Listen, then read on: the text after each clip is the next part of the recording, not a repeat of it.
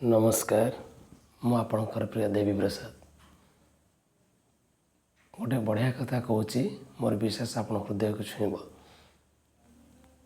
जिते बड़े सत्य आ असत्यर लड़े हुए सेते बेले सत्य एका लड़े करे असत्य पचरे विशाल बड़ बाहिनी आसे कारण से विशाल बड़ बाहिनी रे थांती मूर्ख लोभी स्वार्थपर आ विश्वासघातक माने जितेबले अदालत यार विचार करे सेतेबले सत्य हारी जाए किंतु समय जिते यार विचार करे सेतेबले साक्षी प्रमाण किसी आवश्यक पड़े नहीं आ सत्यर विजय ही हुए।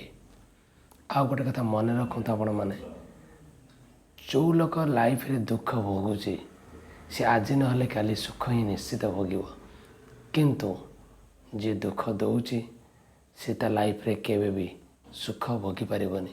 तेणुकर कथार अच्छी दुख भोगुवा लोक सुख पाइपे किंतु दुख दौथुवा लोक केवे भी सुख पाइबनी।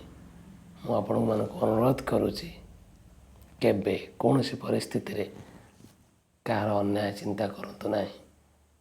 रही नमस्कार।